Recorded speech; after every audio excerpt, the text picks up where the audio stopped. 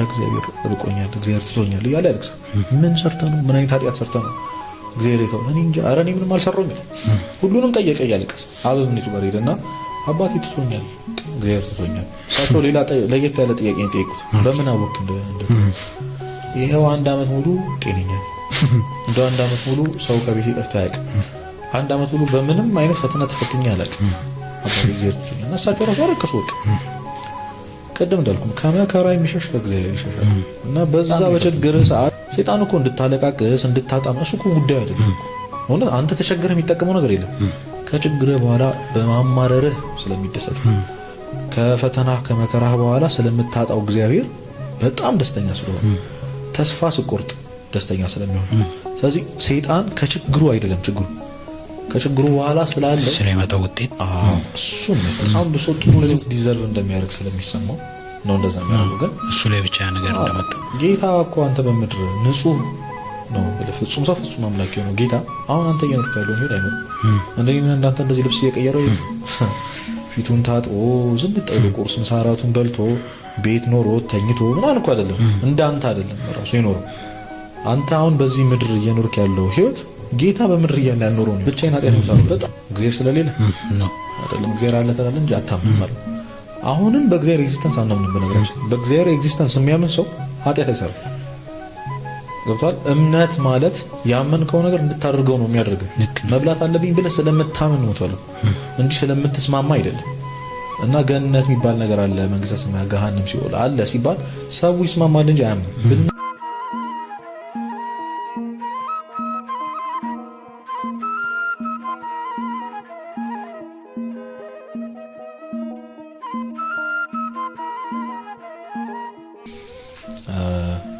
ስትሞት እንዳትሞት ከመሞት በፊት ሞት ይላሉ አባቶች። ስትሞት እንዳትሞት ማለት የሞትን ከመሞት በፊት አሁን ሞት ነው። ለምንድን ነው የምትሞተው? ማቴዎስ ወንጌል ምዕራፍ 6 ላይ ጌታችን ሊከተለኝ የሚወድ አስቀድሞ ራሱን ይካድ እለት እለትም መስቀሉን ተሸክሞ ይከተለኝ ይላል። ራስን መካድ የሚለው ሐሳብ በጣም ሰፊ ቢሆንም የመጀመሪያው አሁን በውስጥ ያለው ኢጎን መግደል ወይም ደግሞ ኢጎ ማለት ለራስ ያለ ከፍተኛ አመለካከት እኔ ብለን የምታስበው ነገር ክርስትና ደግሞ እሱን ይቃወማል። ስለዚህ እሱን መተው ማለት ነው። ለማን ብለን መጥቶ የተፈጠርከበት ዓላማ ወይም ይሄ እግዚአብሔር እፍ ብሎ የሰጠ ህይወት ወይም ደግሞ በምድር እንድትኖር የተፈቀደልህ ህይወት ሙሉ ለሙሉ አሳልፈ እንድትሰጥ የተፈለገው ለራሱ ለእግዚአብሔር። በጣም ብሶ ከእግዚአብሔር ወደኛ ይመስላል ነገሮች ሁሉ፣ ግን ከእግዚአብሔር ወደኛ አልቋል። ይዞ ከዚህ በላይ ምንም ሊያደርግልን አይችልም አይደለ? እርቃኑን እስከ መሰቀል ደርሶልሃል። ቃል የገባው ነው ሁሉን ሰጥተው አጥፍተናል። ጸበለስን በልተን ድጋሚ ይቅርታ ስንጠይቅ እሺ ብሎ ደግሞ መጥቶ ተሰቃይቶ ተሰቅሎ ሄዷል። አሁን ደግሞ በየቀኑ ስጋውን ይሰዋልና ይሰጣናል ስጋና ደግሞ። ስለዚህ አሁን ከእግዚአብሔር ልናገኘው የምንችለው ነገር ወይ ጨርሰናል። አሁንም ኮንሱም ነው እያደረግን ያለ ነው። አሁንም ከእግዚአብሔር ነው የሆነ ነገር የተቀበልን ያለ ነው። ተራው አሁን የኛ ነው። በምድር ስትኖር እግዚአብሔር ያደረገልን ነገር ጨርሷል። እስትንፋስ ሰጥቷል። አሁን እየተራመድክ ነው።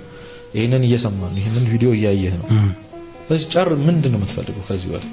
ስለዚህ አሁን ካንተ ወደ እግዚአብሔር ነው። ስለዚህ ህይወት ማለት እግዚአብሔርን የማገልገል ነው። የተፈጠርነው ልናመሰግነው ልናገለግለው ራሳችንን ክደን ሁሉ ነገራችን ለክርስቶስ እንደሰጠ የእግዚአብሔር ትልቁ የፍቅሩ መገለጫ ለሰው ልጅ ነጻ ፍቃድ መስጠት ነው። እንግዲህ አንድ ሰው ሮቦት ሰርቶ በራሱ እንዲኖር ማድረግ አይፈልግም ማለት ነው። በርግጥ ሪሞት አለ አይደል? እንደው ከኮንትሮል ውጪ እንኳን ቢሆን ማጥፋት ቢፈልግ ሊገል ቢፈልግ የፈጠርከው ሮቦት ዝም አትለው። እግዚአብሔር ግን እንደዛ ነው ያደረገው። ከፈለክ ካመልከኝ ከፈለክ አትመልከኝ ነጻ ፍቃድ ሰጥቷል። ክርስትና ሲሆን ደግሞ ያንን የሰጠን ነጻ ፍቃድ አይ እግዚአብሔር ሆይ እኔ አንተ ባሪያ ነኝ ብለህ መልሰህ ስትሰጠው ማለት ነው። ስለዚህ አንተ በምትፈልገው አንተ እንድኖርልህ በምትፈልገው መንገድ እንዲሄድ እፈልጋለሁ። አሁን አገልጋዮች ስታይ ካህናት መነኮሳት ሁሉም ራሳቸውን ለእግዚአብሔር አሳልፈው ሰጥተዋል። የራሳቸው ዊሽ የላቸውም። የራሳቸው ፍላጎት አላማ በዚህ ምድር ማሳካት የሚፈልጉት ነገር የለም። የቤተክርስቲያን ትልቁ ዓላማዋ እኛን ምእመናን ከክርስቶስ ቀኝ ማሰለፍ ነው። ስለዚህ ይሄ ሁሉ ነገር ይሄ ሁሉ ትርምስ ቅዳሴው ምኑ የምታየው ነገር ሁሉ አንተን ከዚህ ህይወት ባሻገር ላለው ህይወት ለማዳረስ ነው። ስለዚህ እያንዳንዷ ሲንግል ነገሮች ማለት እያንዳንዷ ዲቴል ነገሮች መጨረሻቸው መንግስተ ሰማያት እንድትገባ ቢገባን ማለት ግን ያው ሰው መብላት መጠጣት አለበት። አትስራ ማለት አይደለም።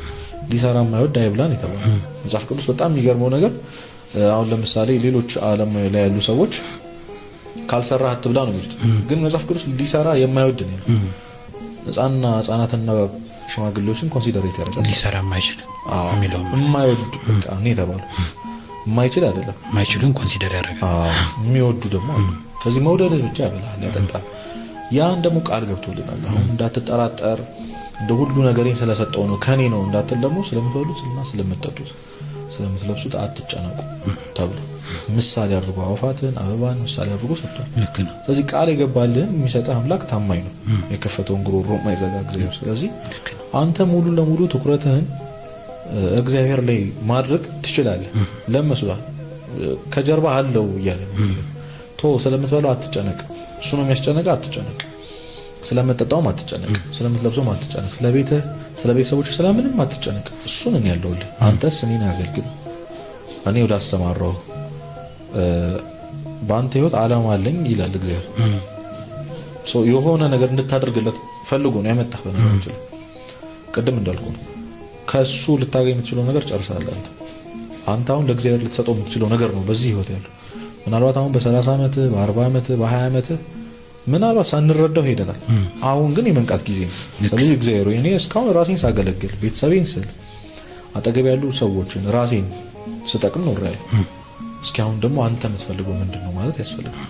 ስለዚህ ቅዱሳን ከልጅነታቸው ጀምሮ እግዚአብሔር ነው አይደል በማህፀን እያለው መረጥኩ የተባለው እዛ ነው። እኛ እኮ በጣም በርግጠኛ እነዛ አሁን ያልኩ እግዚአብሔር የተናገራቸው ነገሮች የተጻፉት እነዚህ ሰዎች ካረፉ አገልግሎታቸውን ከጨረሱ በኋላ ተጋድሏቸውን ከጨረሱ በኋላ ማንም በጆሮአቸው ነግሯቸው አይደለም አገልጋይ እንደሆኑ መኖር እንዳለባቸው ገብቷቸው። ዛሬ ቅዱስ ሚናስ፣ አቡነ ገብረ ቅዱስ፣ አቡነ ተክለ ሃይማኖት የምንላቸው አባቶቻችን ተረድተውት የኖሩት ህይወት ነው። ማንም አስገድዷቸው አይደለም። እንደኛ ነጻ ፈቃዳቸውን ተጠቅመው ካዡዋል ሰው ሆኖ መኖር የሚችሉ ሰዎች ነበሩ። እግዚአብሔር እጃቸውን ጎትቶ ያደረገው ነገር አይደለም። ግን ስላሳያቸው ፍቅር እነሱ ከሆኑት በላይ ራሱ ይገባዋል ብለው የሚያስቡት አምላክ ገብቷል አይደል? ስለዚህ የሆነ ትናንሽዬ ትኩረት የምትሰጠው ደግሞ ሀፋፍ የምትኖረው ህይወት የለም። ብዙ ቦታ ብያለሁ። ሁለት አይነት ህይወት የለም። ዓለማዊና መንፈሳዊ ብሎ ሰው ይለያል አይደለም? በጣም አብዛኛው 90% የምንሰጠው እኛ ሊጠቅመን ከሚችለው ነገር ከዛ ሲጎልብህ ወደ ምትሄደው ደግሞ ወደ ቤተክርስቲያን ወደ እግዚአብሔር ማለት ነው። ግን እንደሱ አይደለም። ብትገለብጠው ራሱ አሁን ቤተሰቦቻችን አንዳንድ ጊዜ አንተ ጣር እግዚአብሔር ይጨመርበታል ቃሉ ራሱ በጣም ተሰጥቷል። እግዚአብሔር እንዴ ተጨማሪ እግዚአብሔር ይሰራል አንተ ትጨመርበታለህ ነው ከሆነ ራሱ ነው ያለበት። ስለዚህ እምነት ማለት በዜሮ እግዚአብሔር ማለት ነው። እናንተ እዚህ ወንበር ላይ ከተቀመጥን ጀምሮ ለሰከንድ ስለ ወንበሩ አላሰበም ይጥለናል ብለን ልክ ነው የተቀመጥክበትን ወንበር ያህል እግዚአብሔር አታምኑ ማለት ነው። ስለዚህ አሁን እዚህ ጋር በጣም ያሳስበው ነገር መውደቅ እናንተ ልንወድቅ እንችላለን አንችልም ቢለው ብንወድቅ የሚመጣብን አደጋ ስላለ ማለት ነው። ግን ይሄን ሁሉ ትተን ስለምንኖረው ነገር እያሰብን ያለነው ወንበሩ ነው ነው። እግዚአብሔርን ስታመን ሌላ ሊያስፈራህ የሚችለው መራብ፣ መጠማት፣ መታረዝ ከዛ ከቤት ውጪ መሆን ምናምን የሚሉት ጉዳዮች አያሳስቡም። እግዚአብሔር የሚያመሰው ዓላማው እግዚአብሔር የሰጠኝ ዓላማ እንዴት ነው ማሳካው የሚለው። ስለዚህ ፉሊ ህይወትን ለእግዚአብሔር አሳልፎ መስጠት ሙሉ ለሙሉ መስጠት ላይ ትኩረት ያደረገ ህይወት መኖር ማለት ነው። መልካም።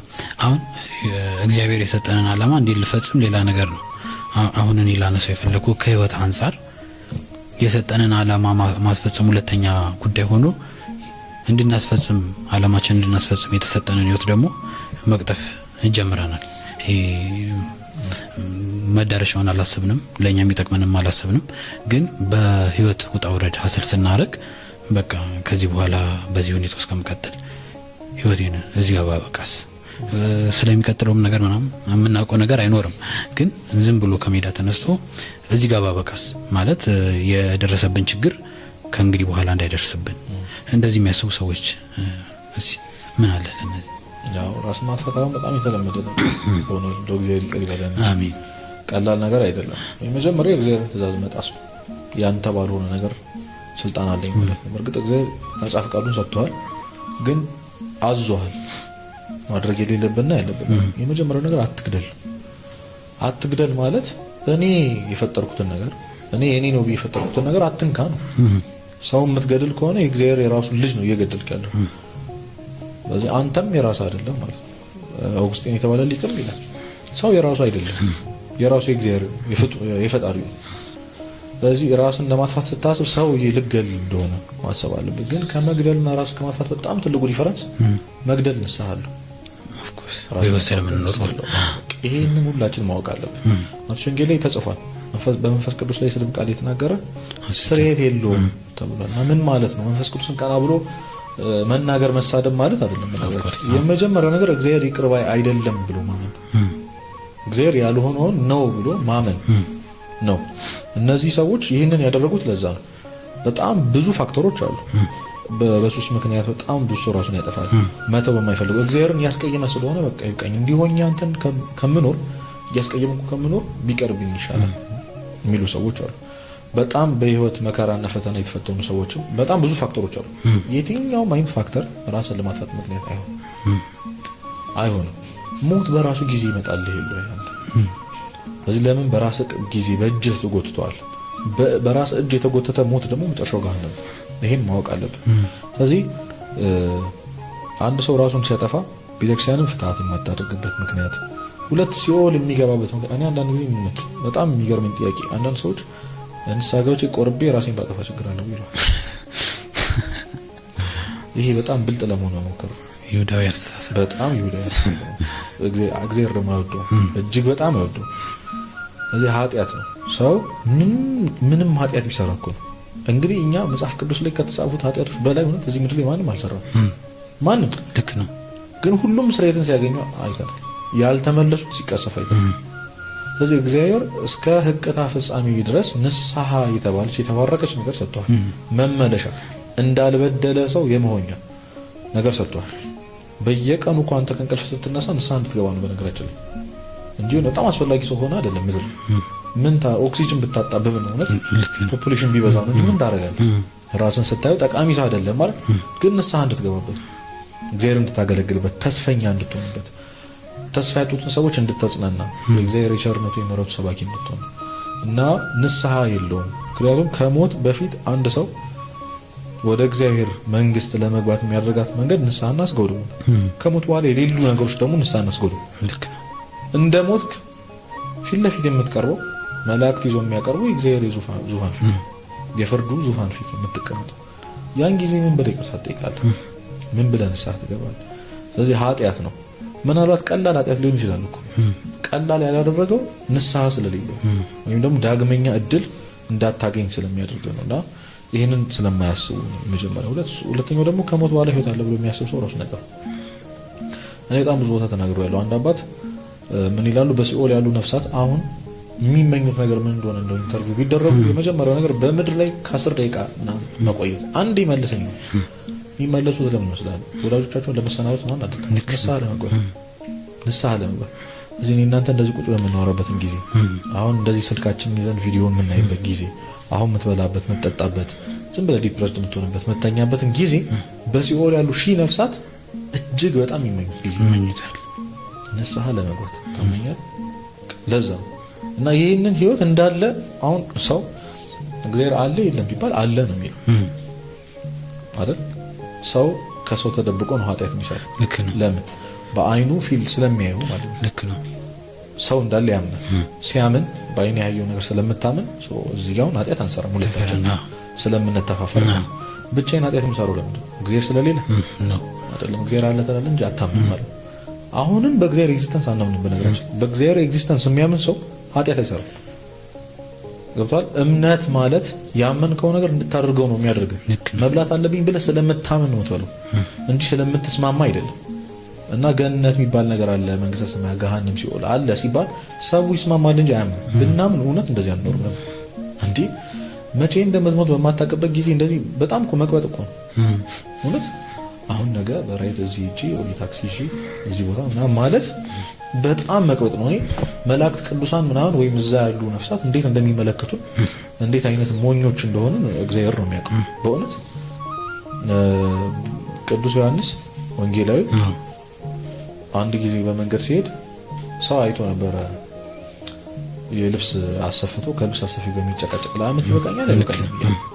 እሱ ንጻሪ መላእክት ላይ ስለደረሰ መልአኩ ተገልጦ ይሄ ሰው ነገ ጧት ነው ዝም ብላስ ምንድነው እያደረክ ያለው አሁን በዚህ ሰዓት ነገ ልትሞት ማለት ነው። እሱን አንተ አይደለም በሌላ ጻጻፍ ተጻፈ እንጂ እኛም ህይወት እንደዚህ ነው። ኦፍ ኮርስ እና እነዚህ ሰዎች ራሳቸውን የሚያጠፉ ሰዎች ለጊዜያዊ መፍትሄ ብለው ፐርማነንት የሆነ ችግር ህይወታቸው ላይ ማምጣት ዘለዓለም የሚለውን ቃል የተረዳ ነው ይመስለኛል። ሰው እንዴት ነው ለዘላለም ለመቃጠል የሚወሰነው? እውነት በጣም ከባድ። አንዳንድ ሰው ምን ይላል መሰለህ? አረ አሁን ከምኖረው ህይወት እዛ ሲኦል ይሻላል። የት ያየው ሲኦል? ሲኦል እኮ በጣም አስፈሪ የሆነው እሳቱ ትሉ ምናምን አይደለም። በነገራችን ስለሱ እኛ ምንም የሰማነው ነገር የለም። እነ ቅዱስ አፈወርቅ እኛ ሲኦልን የምንፈራው እግዚአብሔር ስለሌለበት ታምናለህ? እግዚአብሔር የሌለበት ቦታ እጅግ በጣም አስፈሪ ነው። በጣም አስፈሪ ነው። አሁን ላይን ጥቀሻ ያህል ነው የሚሉት አባቶች። እግዚአብሔር አይኑን ከኛ ዞር ቢያርግ ዓለም ላይ ያለ ህዝብ ሁሉ ይሞታል። ሰይጣን የመጀመሪያው ስራ አንተ መግደል ነው። በህይወት እንዳትኖር ማድረግ፣ ንስሐ ሳትገባ ማለት 8 ቢሊዮን ህዝብ በሰከንድ ውስጥ መጨረስ ይችላል ሰይጣን። ያን ያህል ፓወር ያለው ልክ ነው። ታውቃለህ? መላካዊ ተፈጥሮ አዎ እንዴ በሰከንድ ነው ዊዜ ሰከንድ 8 ቢሊዮን ህዝብ ሊያልቅ ይችላል። ንስሐ ያልገባ ህዝብ ደስ እያለው አፍሶን ይገባል ሲሆን እና እግዚአብሔር አይኑን እውነት እንደ ሰጎን ቁላሏን እንደምታይ አይኑን ሳይነቅል እንደው በቸርነቱ እያኖረን ነው እንጂ እንደው ምህረቱ ተለይቶን አያርግብን እንጂ እንደው ዞር ቢል አለቀል። ልክ ነው። እንግዲህ የምህረቱ አይን እንደዚህ ካኖረን እሱ የሌለበት ቦታ ምን ሊሆን እንደሚችላል በቃ የለም እኮ ነው እግዚአብሔር የለም። በቃ እጁን የማያስገባበት ቦታ አያገባኝም ተብለ የምትጣልበት ቦታ የኔ አይደለም።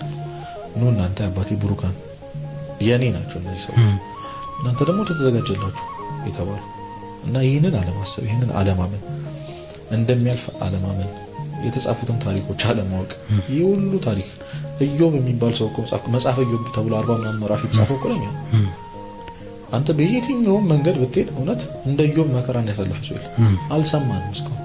ሊብስ ይችላል ምናምን ብለህ ልታስብ ይችላል። አይብስ እንደው ከሱ ሊባስ እንደ ክርስቶስ አልሆንክም።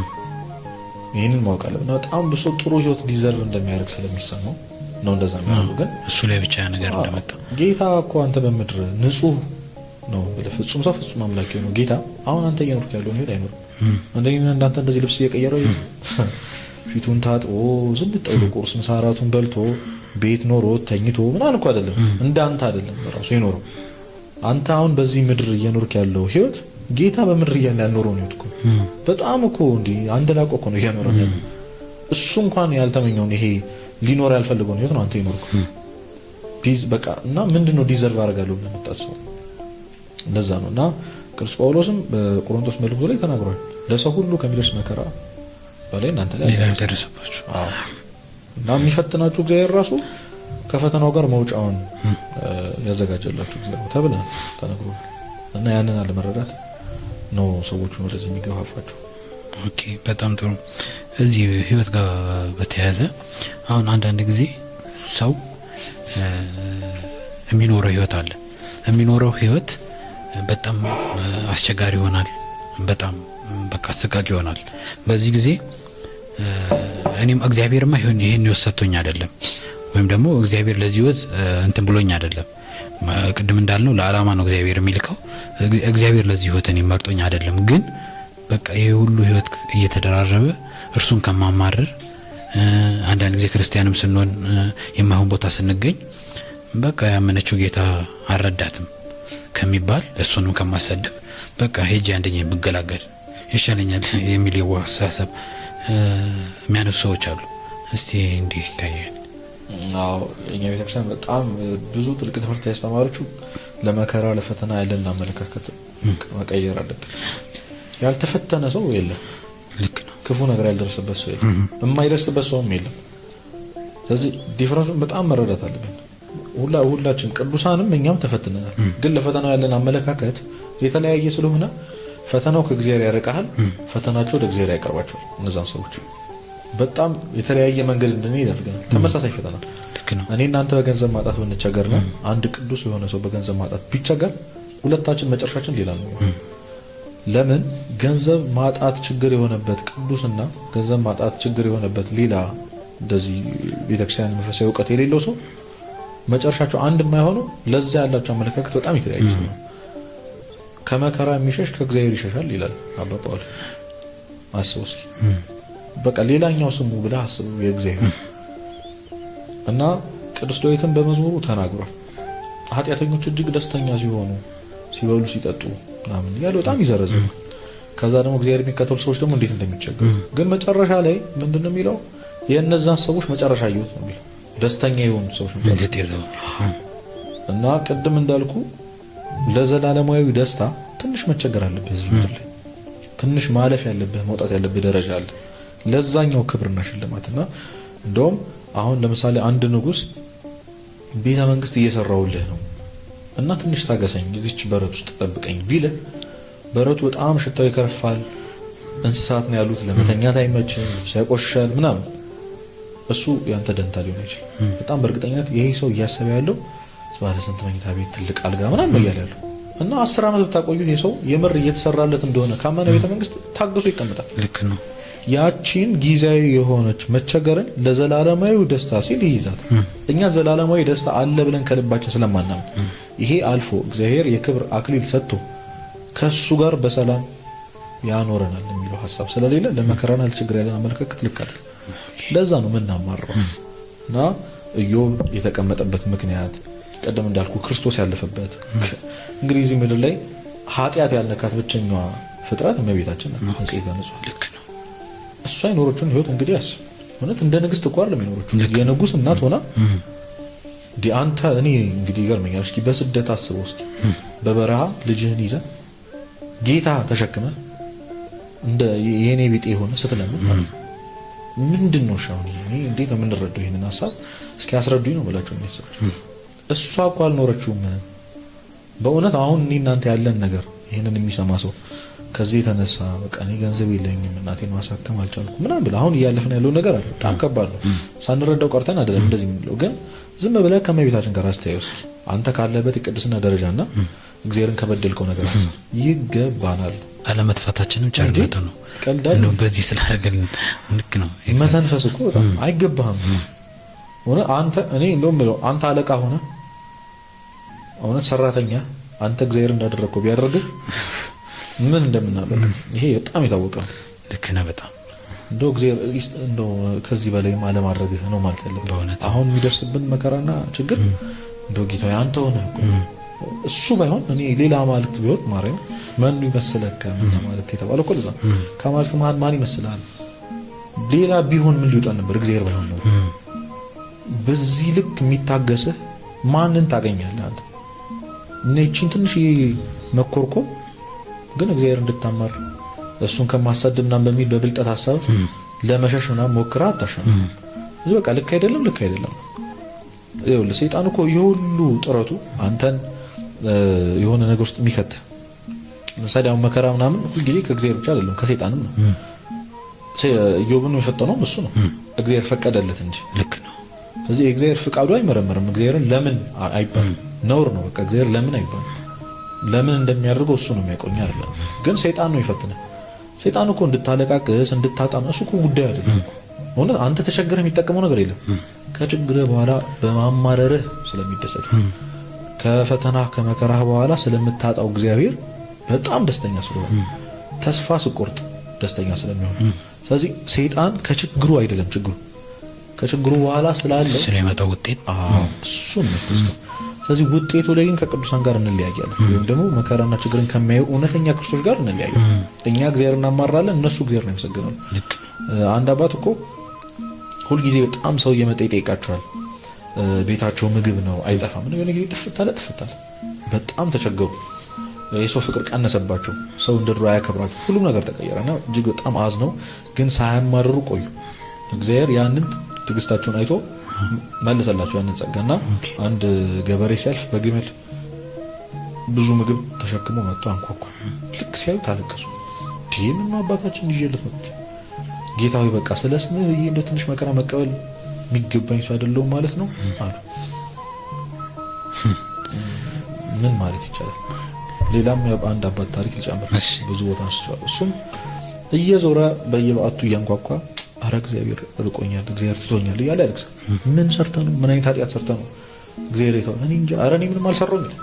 ሁሉንም ጠየቀ እያለቀስ አበምኒቱ ጋር ሄደና አባቴ ትቶኛል እግዚአብሔር ትቶኛል። እሳቸው ሌላ ለየት ያለ ጥያቄ ጠየቁት። በምን አወቅ ይሄው 1 አመት ሙሉ ጤነኛ ነኝ እንደ አንድ አመት ሙሉ ሰው ከቤት ጠፍቶ አያውቅም።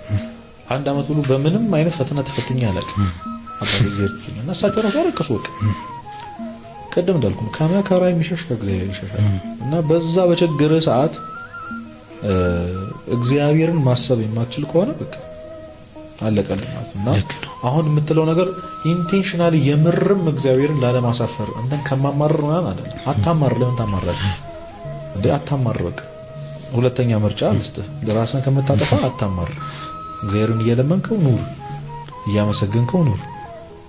በመከራ ውስጥ የማመስገን ጣይሙን ስለማናውቀው አቤቱ ወደ ፈተና አታግባን ብለን ጸልየናል። ቅዱስ ቄርሎስ ፈተና አይኑርና ወደ ፈተና አታግባን በጣም ዲፈረንስ አለ። ጉድጓድ ውስጥ አታግባኝና ጉድጓድ የሚባል ነገር አይኑር ማለት ይለያያል። ፈተናው ይኑር። ከዛ ቅዱስ ባስልዮስ ደግሞ 3 ደቂቃ ያነሳል። 3 ደቂቃ እግዚአብሔርን አምነውታል። ባያድነን እንኳን ብለዋል እኮ እነሱ ያድነናል፣ ግን ባያድነን እንኳን ስለ እግዚአብሔር ለምንቀበል ያን እምነታቸውን አይቶ ከእሳቱ አላተረፋቸው። እሳት ውስጥ ገብተዋል። እሳቱ ግን አላቃጠላቸው። ሶ ዲፈረንስ አለ። አንተ እያወራህ ያለው እሳት ውስጥ እንዴት እገባለሁ? ትልቁ ፖይንት ግን እሳቱ አቃጥሏን አላቃጠለም። ያ እሳት ደግሞ የማማረር እሳት ነው። ራስን የማጥፋት ተስፋ የመቁረጥ እግዚአብሔርን የመጥላት እጅን ወደሱ የመጥቆም እሳት ነው። ተቃጠልክ የሚባለው በፈተና ወደክ የሚባለው እግዚአብሔርን የማረር ጊዜ እዚህ መጀመሪያው ነገር መፍትሄው ይገባኛል ብሎ ማሰብ። ቅዱስ ዳዊት ከወንዙ ባሻገር ሳሚ ሲሰድበው እኮ የስድብ ቃል ሲናገርበት አንገቱን ቆርጬ ላምጣልህ ሲሉ ተው ስለ ኃጢአቴ ያለው ስለ ኃጢአቴ ብሎ እግዚአብሔር እንዲሰድበኝ ልቆጥ ይሆናል። ስለ ኃጢአታችን እንግዲህ ኃጢአትን አንተ ታውቃለህ ያውቀዋል። ይሄ ምንም አይደለም። መች ተቀጣን ታዲያ ትልቅ ጣቢ እግዚአብሔር እድል ሰጥቶናልና መመለሻችን ነው። ለመከራ ለፈተና ያለን አመለካከት በቅዱሳት መጻሕፍት በቤተክርስቲያን አረዳድ እየተማርን መቀየር አለብን። ይሄንን ማወቅ አለብን።